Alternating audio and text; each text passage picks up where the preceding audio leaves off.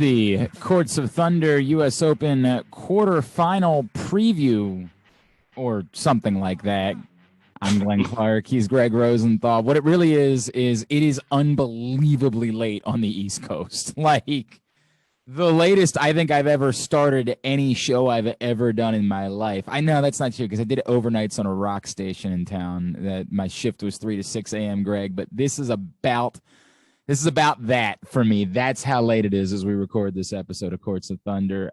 Appreciate you staying up. This is so late for Greg on the West Coast that he has to do the show from his study tonight. Yeah, I don't have a study. This is my kitchen. Yeah, this is officially the What Are We Doing with Courts of Thunder episode. Glenn drove back into on a holiday his studio at like what, before 1 is watching a match. We'll get to that later. But it is, my wife's like, well, yeah, I need the bedroom because I'm going to go to bed. That's where my studio, like a normal person would. And I'm on the West Coast, so I can't say anything. This is really the Glenn Clark show. I am all about you, taking the lead tonight. If you're going to be in there at 1, you should be screaming and yelling. Please like, subscribe, and share. Please like, subscribe, and share. Make sure that this was at least slightly worth me coming in here and doing this. All right. It'd be worth it. Greg, I'm dealing with two conflicting emotions. If I could just sort of lay it all out on the table for you. In fact, you know what? Let me do it the appropriate way. We put it all out on the table here on Courts of Thunder. Courts of Thunder.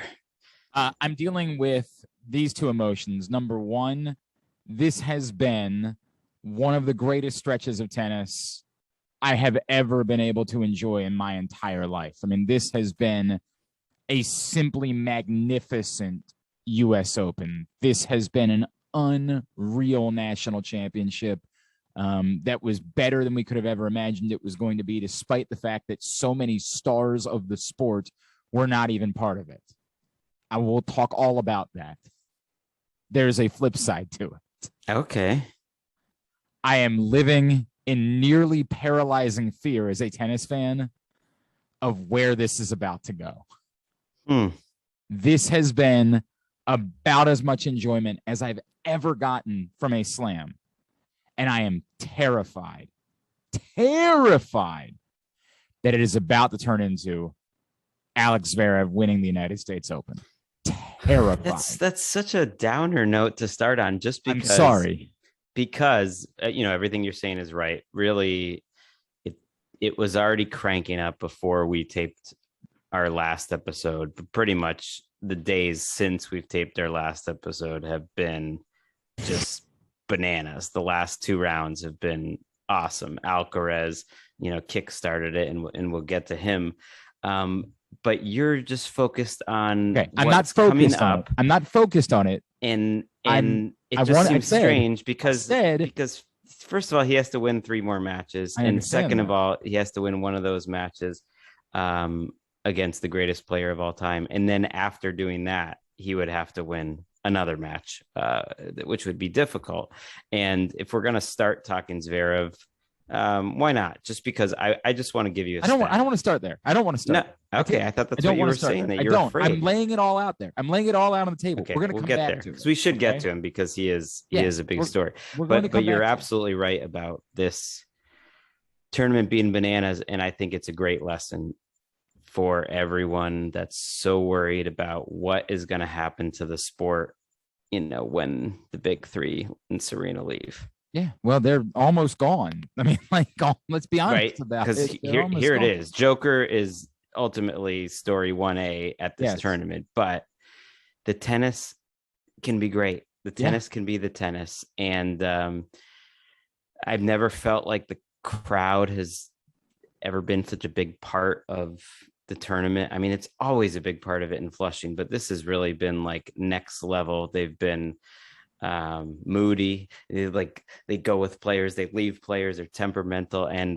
it is like everyone's trying to curry the crowd's favor, and it has really added everything to this tournament. The crowd has been bonkers, has been absolutely wonderful. I mean, it's just everything that was going on last week with the storms, and considering who knows what people paid for tickets, and there's still some COVID fear that's out there. Like all of that, the people that are there have been a 10.5. And I have heard from a lot of folks that have gone, and I bless all of you. I'm jealous that I wasn't able to come up and join you.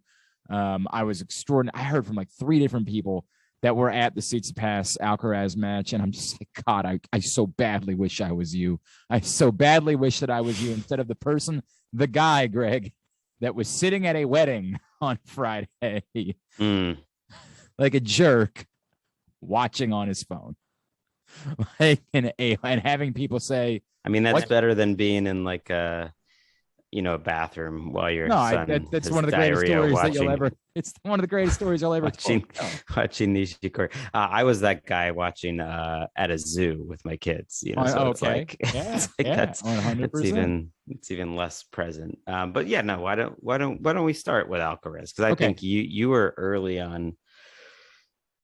Just being excited about him. I like the idea of Alcaraz. I hadn't actually sat down and really watched him that much. It just felt like based on his results, he had a chance. And what do you see like in his game and just watching him like that has got the crowd so behind him? Because one thing that really struck me was after that match, he was like, yeah, I didn't really expect like the crowd to be just like, so into me, but he's like, they totally made the difference in that match. And all right. So let's go back. Let's peel the onion back. I didn't say on this show that I was 1,000% confidence that Alcaraz was winning that match. But would you confirm for everyone that I sent you a text saying I'm about to lay a ridiculous amount of money on Alcaraz to defeat Stefanos Tsitsipas? I don't know about ridiculous, but yes, this was a back and forth between both of us, and we decided this is going to be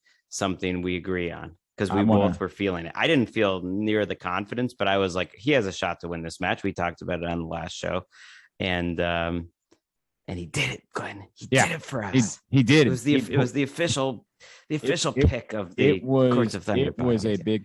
I want to bet an unreasonable amount on Alcaraz. Okay, you got it exactly right. Was the exact text. And I hope you did. I unfortunately only bet a reasonable amount. I did not bet the unreasonable amount that I wanted to, but I did bet a reasonable amount, and I felt quite good about it.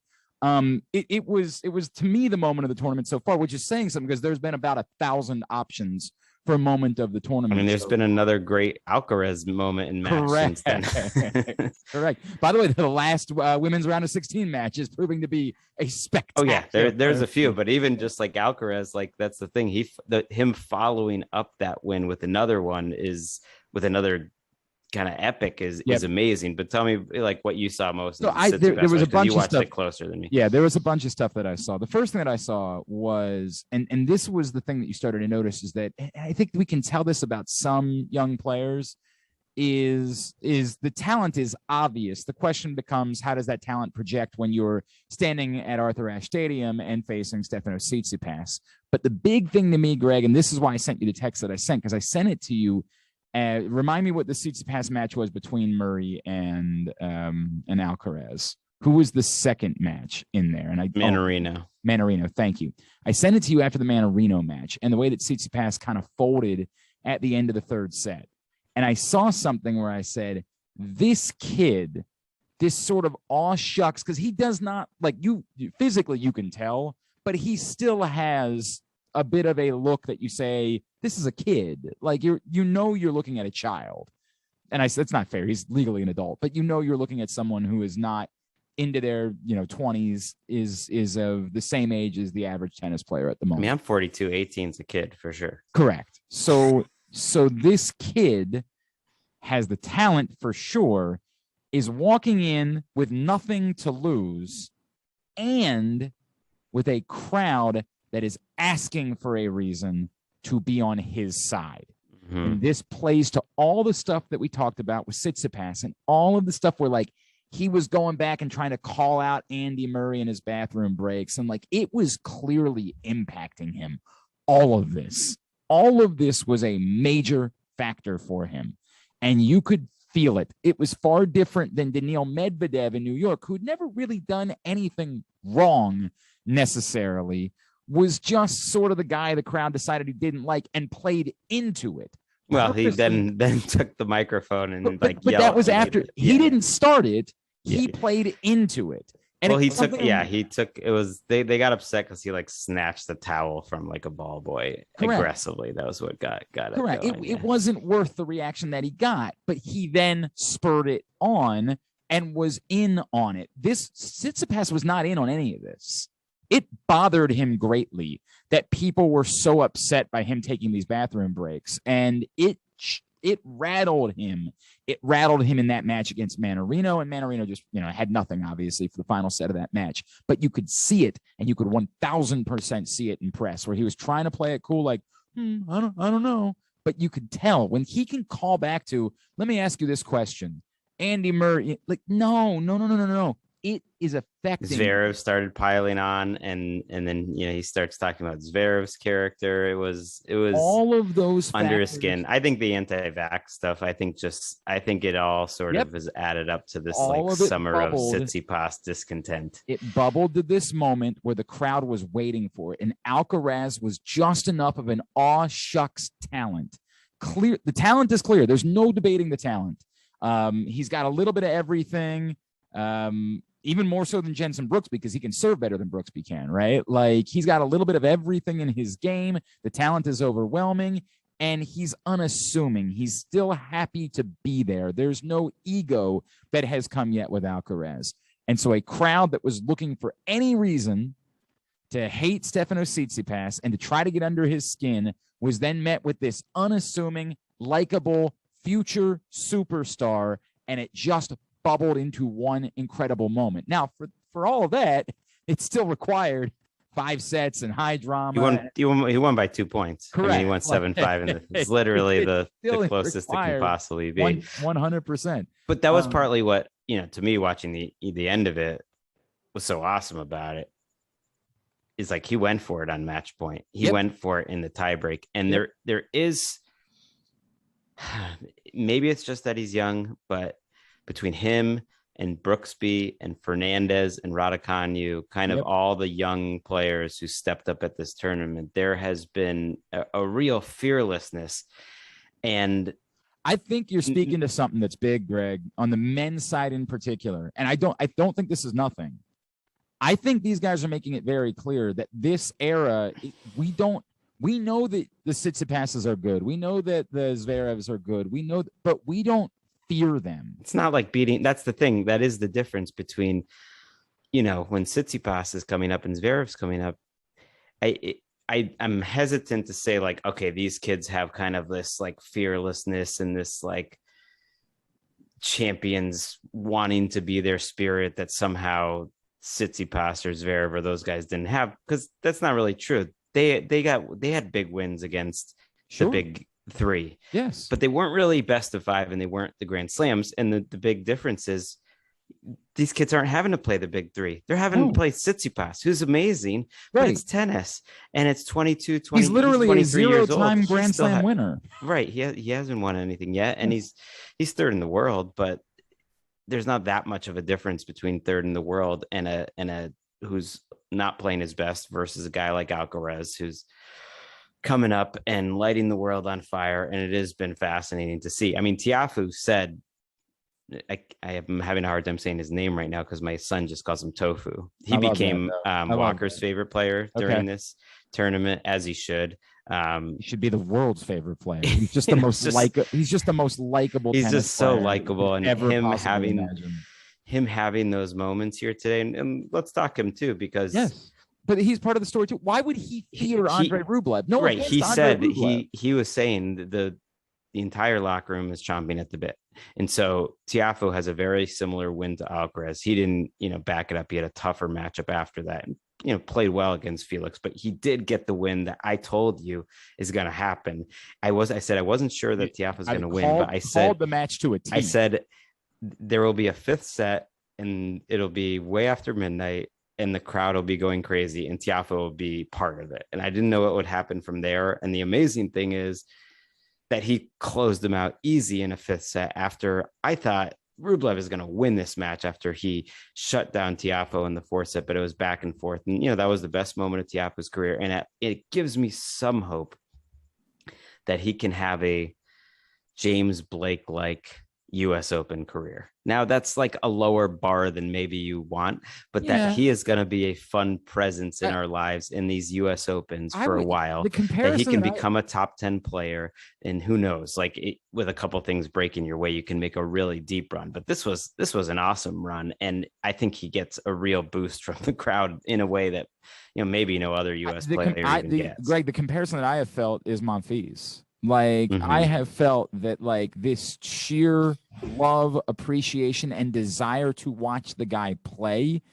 And who knows if Monfils is not playing in the era that he's playing in, if he isn't somehow a Grand Slam champion at some point. Probably I don't think he is. Probably not, right? Probably not. He did get to a US Open semi. He did get to, I think, 2 Grand Slam semis, but that's it. But he flirted with that in a very difficult era. And if Tiafoe's trajectory for the next 7 to 8 years is to be Monfils, is not with some of the silliness. Did you just say project? Did I say trajectory? If which is a cool word. I want that. I want 1:30 in the morning. If that's what he's doing for the next 7 to 8 years, a little bit less of the theatrics in terms of on court, in terms of the shot, some of the silliness that you'd see from Monfils at times. I know it's entertaining, but it's just not. Well, you're already seeing that. I think he did that this summer. I just don't know if he has enough game to carry him through. I've never been totally convinced that Tiafoe has top 5 talent. He just I don't think he does. I don't think in any world that he does, but I think he can have a top 20 talent. And I think the bigger statement that we're making, and this, I'll give you something, Greg. I like a month and a half ago, after the Olympics, my sidekick on my own daily show and the intern that we had for the summer were both sitting in here with me, and they both asked me the same question kind of at the same time. They said, who is the number 2 tennis player in the world right now?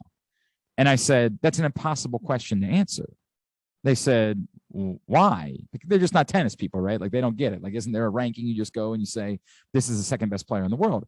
And I say, because it's incredibly complicated, because what surface are we on that day? What, are we looking at the last 2 weeks? We're looking, there's way too many things by which I can answer this question as to who's the number 2 player in the world. If you had asked me after the French Open, I probably would have said Tsitsipas. Today, when they asked, I'd probably say Zverev, right? And the actual 2 is Medvedev, who might just be the sneaky favorite to win this title. 100%. So right, it shows how complicated the answer is. It is not. There is no straight answer to this. And what I tried to say to him is, you guys will never understand this because they're both, I say young, my sidekick's nearing 30 and the intern was somewhere like 22. You don't know that this is what tennis is typically like. Yes, there are really good players, but tennis is not normally like this. This is a wild aberration. This is not the way the sport is likely to exist for the next 20 years. For the next 20 years, it's way more likely to be that dominant players will exist in doses, but not to this stretch. And I think we need to prepare ourselves for that in the not so distant future. Look, Novak Djokovic is not going anywhere soon. But outside of that, I think it's going to be wide open. We talked about this. There are guys I think are going to win at certain places, and it's inevitable. But I don't think it's inevitable that anyone that we're watching is going to end up winning 7 or 8 slams in their career. Outside of, Djokovic, who's already there. I don't think definitely in not any way inevitable that any of these guys are going to do that. No, I mean, the years are ticking, and the Djokovic factor is a big but, because he could win 7 or 8 more. Yeah, I get it. He could win a lot more. Right. But you're right, because if you think of some all-time greats and great eras, let's just throw out some Americans. Agassi, McEnroe. Mm-hmm.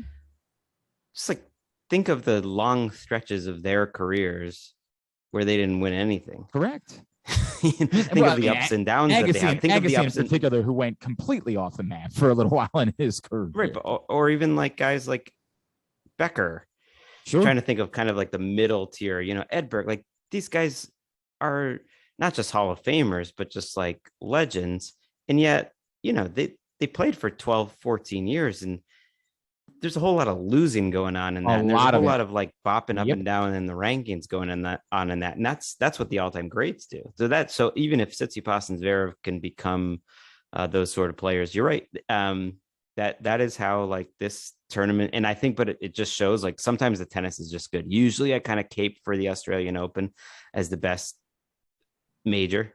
I think it's just like the purest, because sometimes people are just worn down by the time they get to the US. But I think the fan energy has like helped ignite everything. And then the women's year of craziness kind of coalesced with all the good players showing up and playing their best. And I don't know, it's easily been the best major that we've had in a while. I'm going to throw out though a US specific take here, which is this has been a great major for the US players, even though it is literally the worst major the US players have ever had. This is not making a quarterfinal. This is the first time a US play like that no US women or men made the quarters. It's actually the first time a US woman or men hasn't made the semis, which is an insane stat. It is bonkers. And it's, you know, I feel like at least 7 or 8 of those are just like Serena. Or something. 100%. You know, she carries that. There have been like 2 U.S. male semifinalists in the last 15 years, right? So it's mostly Serena, but that is a crazy step. But I honestly think even though at the business end of the tournament we're going to be America free, there was more great U.S. moments in surprising places than you would expect. Sloane, we talked about. It ended up just being 2 rounds, and she lost a really good match to Kerber, where I thought Sloane played great and somehow still didn't win the match. Kerber had to play her very best. Shelby Rogers takes out Ash Barty. I mean, she's had a couple of these wins in her career now. And by the way, I think this matters. And I get it. It probably matters a little bit less because Shelby Rogers, had nothing to offer against Raducanu, who was clearly not right physically. Like she just ran out of gas. Yeah. That was like the 1-2 punch. She used everything she had against Barty. She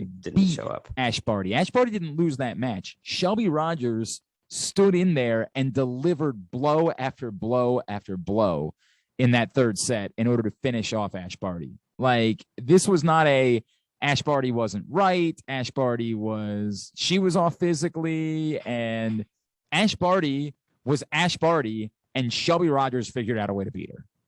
Right. And that was like the atmosphere there was absolutely electric. It almost felt like she won the tournament at the time. Correct. It was insane. Correct. And so like, I know. And this was after the Anisimova match, which I thought there's no way there's going to ever be a better like women's that match ended and the crowd legitimately couldn't react because it was a little bit disappointment, but more, we just didn't want it to be over. Like, we just didn't want this to be over. Right. That finished like literally an hour after we finished our last taping in Nisimova and Pliskova. That was wild. Another great young American. Apelka did his thing. He gets to the round of 16. We talked about Tiafoe, but I think a lot of us got to watch Jenson Brooksby at length for the first time in this tournament. And even though he ended up running out of gas against Djokovic, like, I don't care. The first 2 sets of that match and the like 3-2 game where Djokovic eventually broke Brooksby in the 2nd set and sort of didn't look back after that. Up until that point, they had been playing for about an hour and 45, hour 50, and it was 4-2 in the 2nd. It was insanely physical tennis that Brooksby couldn't. He had played a lot of sets going into that, but man, what a weird, unique player is. I don't know if he's ever going to get a serve. McEnroe just kept hammering on that. Yep. But I tend to agree with Brooksby's coach, who's like, hey, we've got this plan and it's working pretty well. I'm trusting in Team Brooksby right now. Well, there's no doubt about that they've elevated this kid in a remarkably rapid pace, and in a way that I just don't feel about. I never felt about Tiafoe in a way that, like, I'd be shocked if Jenson Brooksby does not make the top 10 in his career. It's a little early, but this does really become the question, right? Like, are you convinced? It feels like everybody's dancing around this with this kid because we've got such a small sample size, right? I told you, but before DC, I had never heard of Jenson Brooksby. And within 3 days, I was prepared to tell you we had to do an emergency podcast about Jenson Brooksby because I was so enamored by watching him live a couple of times. It feels like we're all dancing around this because this question has been asked before, like who will be the next American man to finally win a Grand Slam, and the answer has been no one. No, it's too early for that. I'm not going. You're not ready to go. He needs to hit it. I haven't seen enough. I mean, he's had a nice summer. He beat Kevin Anderson, Tiafoe. He beat Felix. That was all in DC, right? And then this tournament was great. I mean, he beats Emer, who was coming off a great tournament. He beat Fritz, and then he beat Karatsev, and that was the match that turned it for me. I mean, the Djokovic backed it up, but I sort of expected what to happen against Djokovic to happen, for him to put up a good fight. Karatsev played great in that match. That was a great match. Yeah. 100%. Brooksby, I mean, he just has a mental game that has staying power to me in a way that I'd be shocked if when he gets older, you know, he starts struggling with being a favored type of player. He just has like an Andy Murray type of like mind that I think that can get you so far. That can get you to like the top 15, get you to the top 10. I'm not willing to go further until I see more, but I think that's where he does everything else really well. Like everything. He's a weird player too. It's a weird player. It is a little bit about like the weird player. pitcher that goes through the league the first time around and no one's seen his pitches before. So there is something to that like Djokovic talked about how well he disguised his drop shots and all this stuff that really seemed to rattle Djokovic. But I think he's going to drive people crazy. I mean, Djokovic was staring him down during that match. I mean, look, I like him a lot. I'm willing to let him hurt me, and I struggle with that. I oftentimes say, no, I'm not going to get on board. And look, at no point was I on board with the idea that he was beating Novak Djokovic. I want to make that abundantly clear. Oh, I was. I was not. It was 6-1. Djokovic was losing his mind. And he's fighting back. And I for a second, I was like, I really think the crowd being against Djokovic is driving him freaking crazy. I mean, it always has. But this is another level because he's going for the Grand Slam. I know he was going against an American, right? But it's different because you also saw that they were willing. They were not anti-Djokovic. They weren't. When when he started making shots in the second set, the crowd was in. Yeah, when he like begged for it, like even against Nishikori, that way. Even against Nishikori, that was a little bit of a dead match. Which, to me, I think it was more about the matchup. They did not, Kay successfully brought out the worst in Djokovic and made him play for 3 hours and 45 minutes, and had a moment where he had a point for 4-4 in the third, which that's sort of what I was looking for as a Kay fan, and what I was looking for as a Djokovic hater, which is that you need to start setting this up. You need to start setting it up multi-match, and that gets to like a larger point, which I think is more important than the crowd and everything. I think it is set up for Djokovic to lose in the same way that we said that Olympics 2 out of 3 hurts him. I think that the only way he loses here is if a bunch of people join forces to take him down. I think Nishikori put in a little work here, making him play 3 hours and 40 minutes. That was a physical match. Brooksby for a minute made Djokovic work, although he probably feels pretty good coming out of that match, got out of there in under 3 hours and feeling confident. Next up is Berrettini. The physical. If he gets through that, it's probably Zverev, who's going to be a heavy, heavy favorite against Harris. And then if he gets that, it's Medvedev, probably Medvedev, who's going to be a heavy favorite in all of his matches. And that is, if you can get through that gauntlet, oh my gosh, it's one of the most impressive feats in sports, winning that Grand Slam to end it. But I don't think he's going to do it. I would take the field over Djokovic. Not only would I take the field over Djokovic, I would not bet Djokovic right now in a match against Zverev. I mean, straight up, I wouldn't bet him. I wouldn't do it. And that as an even odds, I think just even odds, I would not bet Novak Djokovic in a match against Zverev. I'm watching. I hate this. You're doing, just as a matter of course, you should. I feel like even odds, you should never pick against. I understand. I assure you, I understand what you're saying. I think you're ignoring the Zverev who by that point it'd be 16 straight match wins And how many of them has he even been flummoxed? Obviously, the Tsitsipas match. Obviously. That was what, the Cincinnati final, you mean? Was it the final, semifinal, right? I don't remember. I think it was the final. Was it the final? I thought it was crazy. I have some stats for you. I did some stats while we were waiting for this women's match to end. Alex Zverev has played 37 sets since the loss at Wimbledon to Felix. Mm-hmm. He has won 34 of those sets. Mm-hmm. One of them was the Tsitsipas, and he did win a third set tiebreaker by like 3 points. So it was a close match. One of them was to Novak Djokovic at the Olympics, and the other one was the other one was to Jack Sock the other night, where he kind of gave away the first set in a kind of way that he used to do, and Djokovic did. Although I take that back. I totally take that back. I watched that set. I don't think anyone would have beaten Jack Sock. I don't think Roger Federer in his prime was a lock to win that set against Jack Sock. It was as good a set as I've seen played in this entire tournament, which is saying something by both guys. It was extraordinarily high level, and Sock won it, and he just after that fell apart. But that's what it takes right now to take a set off Zverev. It's kind of amazing. To me, I am sadly feeling like this tournament is coming down to Zverev and Medvedev. And it's insane for me to say that, because I get it. It's Novak Djokovic that we're talking about. I need to see something else. No, you're crazy. Crazy. I need to see something else right now. I need to see 3 out of 5. I am seeing a flummoxed,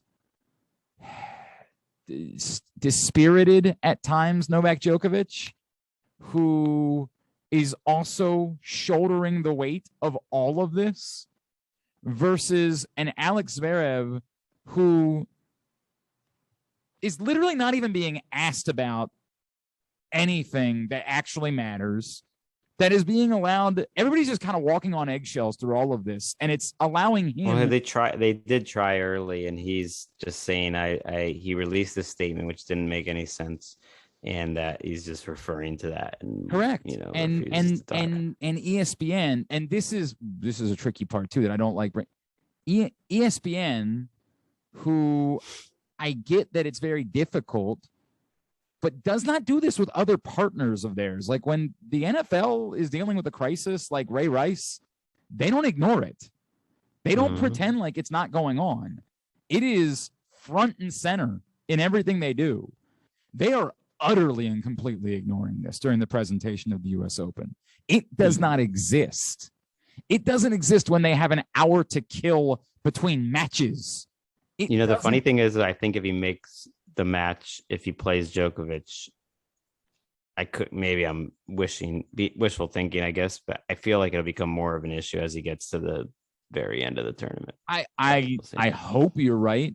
But he's not going to get there anyways, because you know who he's playing next round? He's playing Lloyd Harris, yeah. George Muirhead Harris. If you look up his name on Tennis Abstract, it has all 4 of those names. It sounds like I don't know, a name of like a really racist guy in like a V.S. Naipaul novel, which is a long pull, but it's like 1050 right now. This is like a terrible South African name. I'm sorry for putting that on George.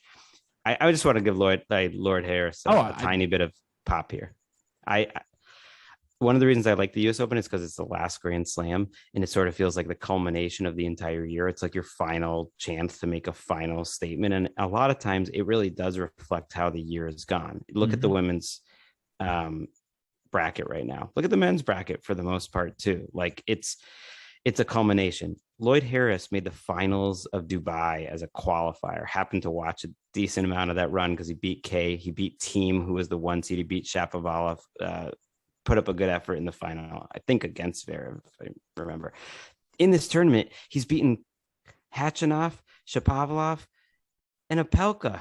That's as good a run as anyone is having. He's serving his mind out. I don't think he'll beat Alex Zverev, but I just want to say, hey, here's a guy having a career year, and it's actually not out of nowhere by any means. He's sort of been building up to this. He didn't have a great couple of months in like that May to sort of early July swing.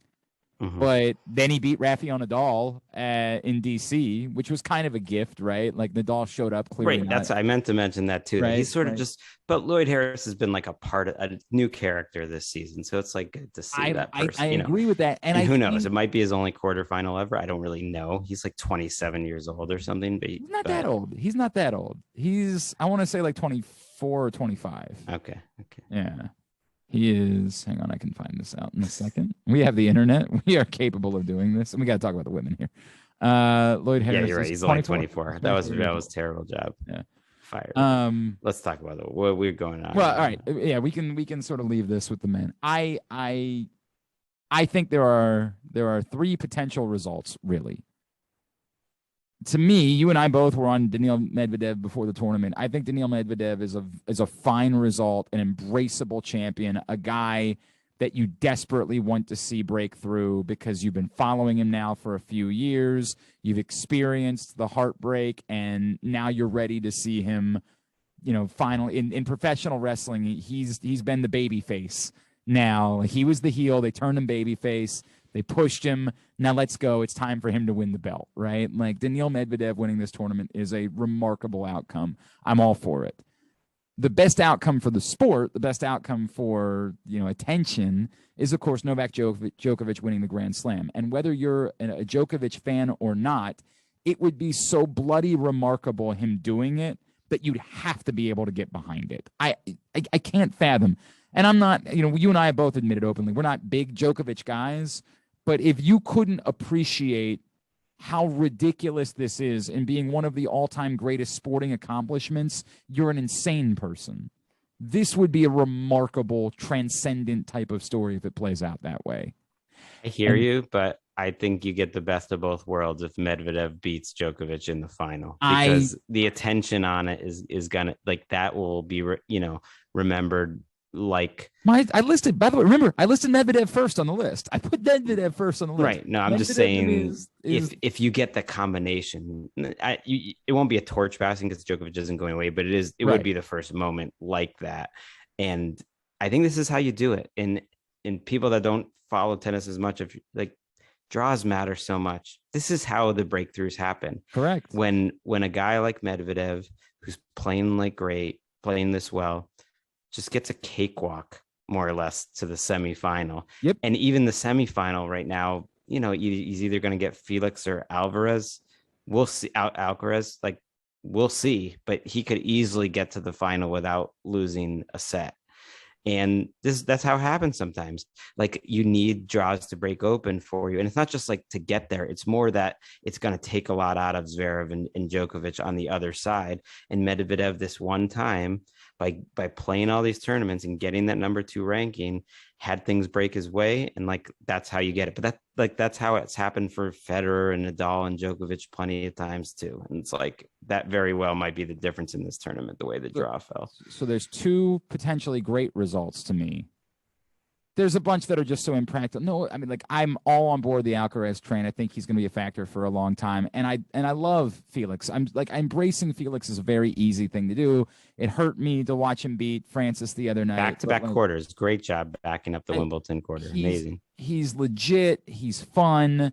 There's so much to like about Felix Auger-Aliassime that if somehow in this bizarro world he breaks through and wins the U.S. Open, high five, man. I'm on board with that, right? There's literally one guy there's one guy that would be a terrible result. There's one guy who I still don't even know who I don't to this day know who Bodek is. I don't know. Okay, no. Let's just mention him quickly. I know we should move to the win, but that would be the best result. No, is Bodek van de Zandschulp. It would not. Winning the I'm serious. If he won the US Open, if he beats Medvedev, horrendous result. He hadn't even played a hardcourt match this year, or at least this summer. The last time he played was at a challenger 3 or 4 weeks ago. You got to go way back to find anything that wasn't a challenger in his back. He lost to a man named Juan Manuel Cerundolo, and he had to play through qualifying. And here he is in the quarterfinals. Yeah, it's a Otik van de Zandschulp. By the way, he did beat Hubie Hurkacz at the French Open earlier this year, so it's not as if he's done nothing, but he hasn't. No, he just because his name is so weird, he's been like a favorite of No Challenges Remaining, so they just call him Bob. Okay. All right. That would be very bad if he wins the U.S. Open. I'm sorry. No offense to him. He might be the greatest human being that's ever lived. It would be very bad. He lost the set in all 3 of his qualifying matches. He played 5 sets in the first round versus a man named Carlos Taberner. And then he beat Casper Ruud and Diego Schwartzman somehow. So how about that? After he blew the 3rd and the 4th against Schwartzman, and it looked like the door was slammed shut, and then it's crazy. All right, let's get to the women. But we can't. Zverev winning this would be the worst moment in all of sports in 2021. It would be horrendous. Okay, but horrendous. It's not going to happen. I pray to God that you are, and everyone's God. I pray to all of your gods that you are right, including the God. Djokovic will wear Zverev down, and then Medvedev takes him out, or vice versa. I'm fine with that. Either way, Medvedev. All right, now. On to the women's. As you said, we get to the quarterfinals, and we are legitimately at a place where anybody can win, for the most part. I would still be surprised if either of the kids won, but we're not that. You'd be surprised if Leylah Fernandez, 19-year-old from Canada, ranked in their 70s, or Emma Raducanu, what is she ranked? 150. Yes, so something crazy wins. I would be surprised. But again, we're not that far removed from Iga Swiatek winning a French Open that nobody thought that she was winning at a young age, right? It's not impossible. It's just still, I don't expect it until I actually see it occur. No, it's hard to, but I also didn't expect Leylah Fernandez to beat back-to-back Grand Slam champion former number ones. Nope. Who I really did. I don't think either of them played that bad. I know Naomi, mentally was not strong in that match, and was erratic in general. She also had one of the best service days I've ever seen her have.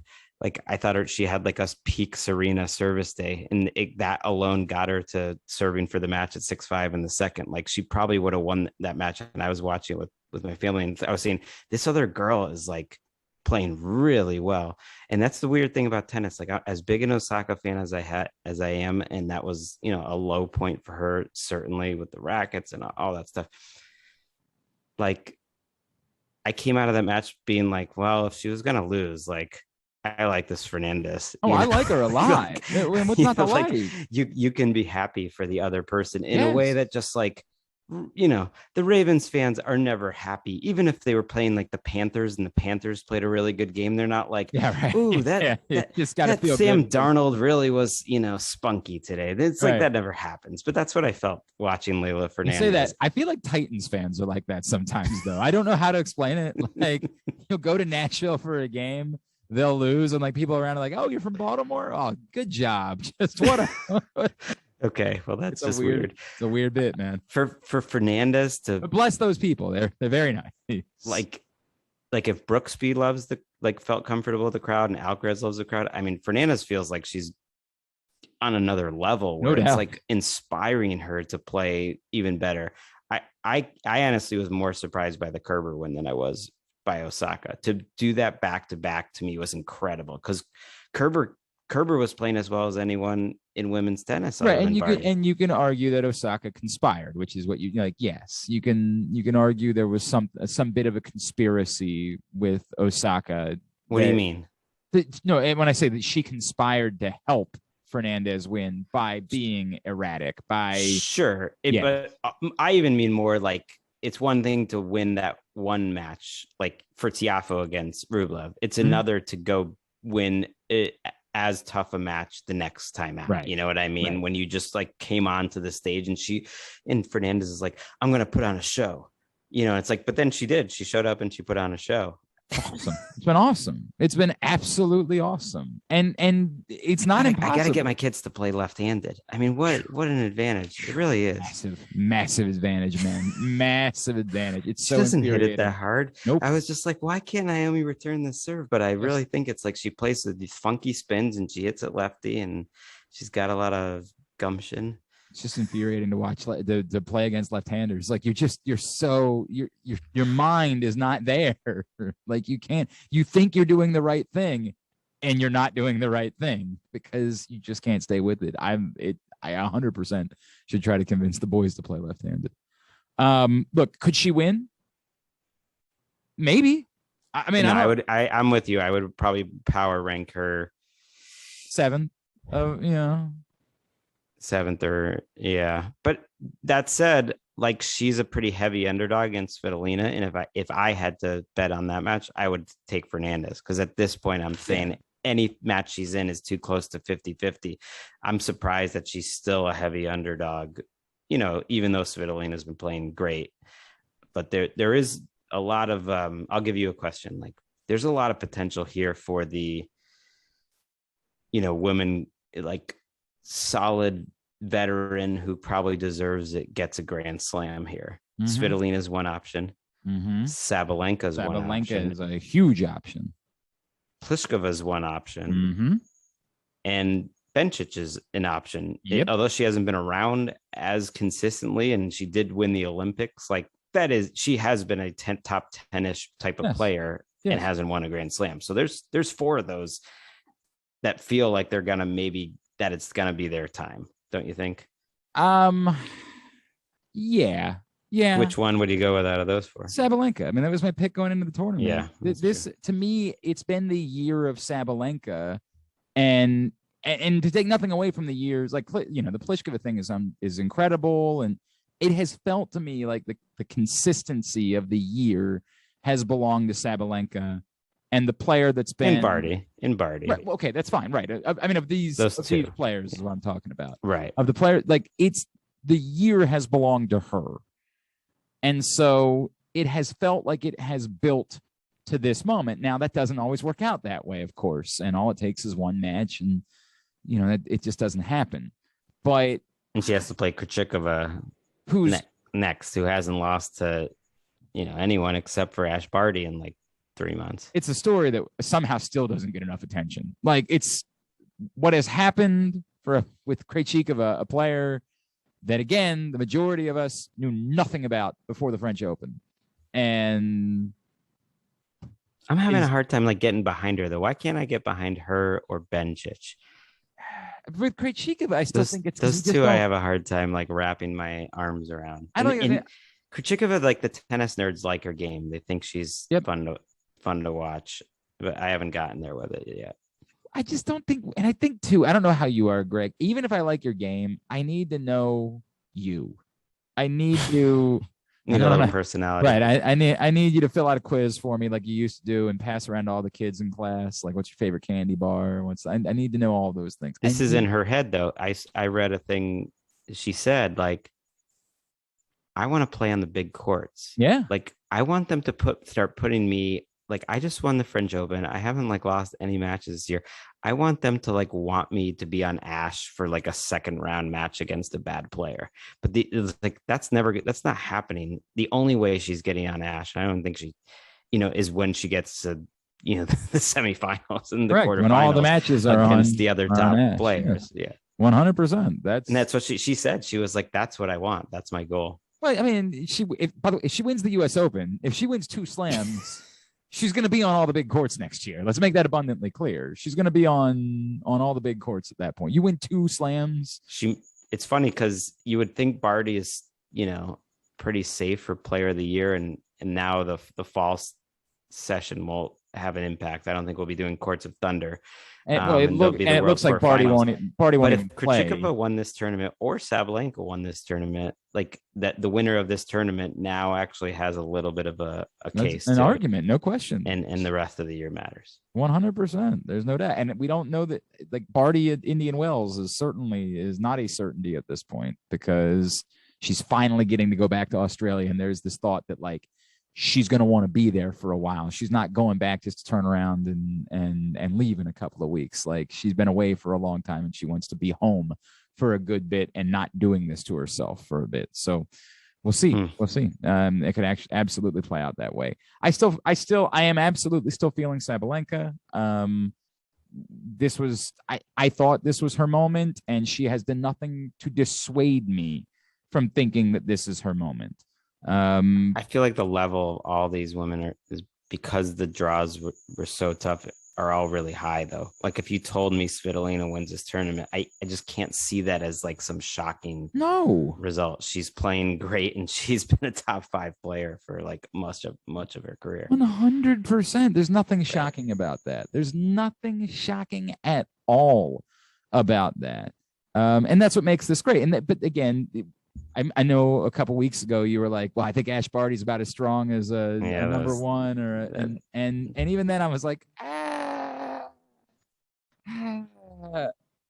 I hear you, but this is still women's tennis in 2021, man, and it's women's tennis in 2021. Well, maybe Raducanu is the new Barty. I'm more shocked actually by her than anything else. She has not lost a set between qualifying and the tournament, so she's won 14 straight sets. Now she hasn't played a top 40 player. No, she got Rogers not playing her best, but she's also wiping the floor with these women. She's winning 6-1, 6-2 in these matches. She plays Bencic. But yeah, do you feel like she has a chance again? I mean this as someone who likes Raducanu, and I just don't think she has a chance. Oh, I think she has a chance. If you win 14 straight sets, you have a chance against anyone. I hear you. Maybe I shouldn't feel that way, but I can't help it. I just don't think she really has a chance. I really don't think she has a chance. Are you just like buying time now? Yeah. Do you want to address the elephant in the room or what? Sure. Okay. Well, we've been taping this during an absolute slugfest, Sakkari and Andreescu.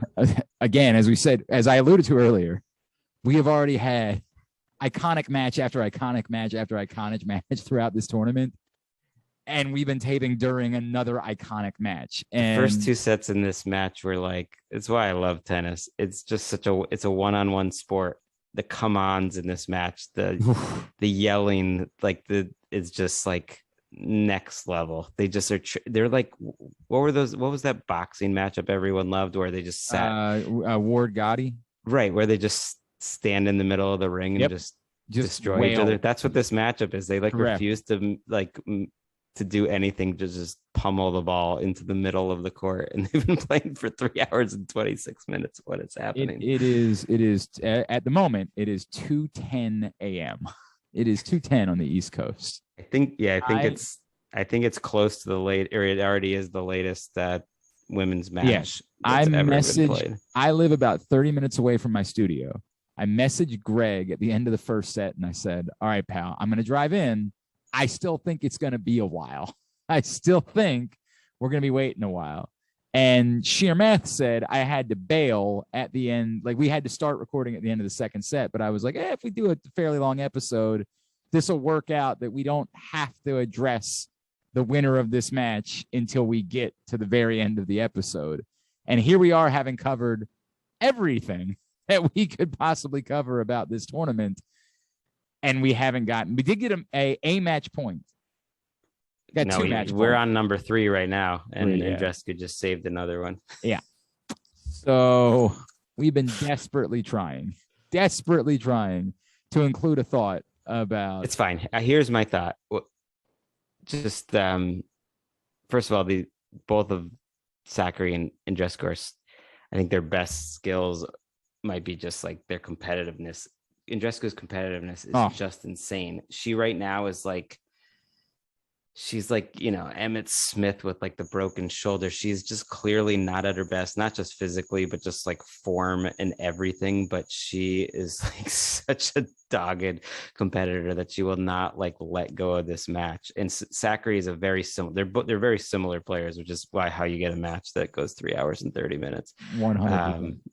It's wild. I don't think either one of these women are winning against Pliskova. So there's my take. If I had to pick, I think Pliskova wins this tournament. And I'm not going to go back and edit it, but I'll do the same thing here. I'm going to say, I think that Pliskova will beat and I think, of all the women that could like get kind of the career achievement Grand Slam here, I think Pliskova is the most deserving. for what it's worth. Yeah, She's just put up the best body of work. She's been in the top 10 literally for 5 years. I hear you. I am on board though. I'm rooting for Zachary, and of course that means that by the time you guys listen, she will have lost. But like, I'm rooting for Zachary moving forward. I've decided. I mean, they're screaming, they're doing splits. Like, it's one of those things. A lot of the crowd left because, like, you know, it's 2 a.m. on a late, but they just the crowds, you can hear the screams even more. It's amazing. Like, Andrescu's mom looks like she's like the evil character in like a Disney movie or something. There is some. You're not wrong. There's some Cruella, and she's got a dog that's with her, and like they get like it's a whole thing. All right. This is stupid. All right. Yeah. It is match point number 4. I apologize for what my show is going to be like on Tuesday because I will be doing I apologize to you because we're not planning to do this again until the tournament's over. Right. We love everyone for tuning in. Honestly, if you made it to this portion of the podcast, bless you.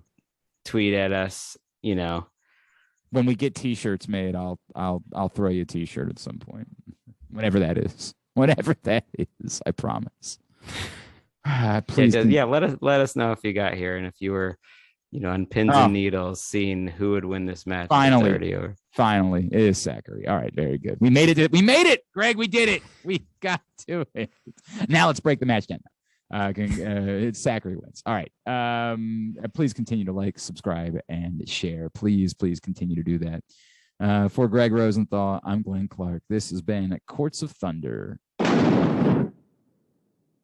We love you all.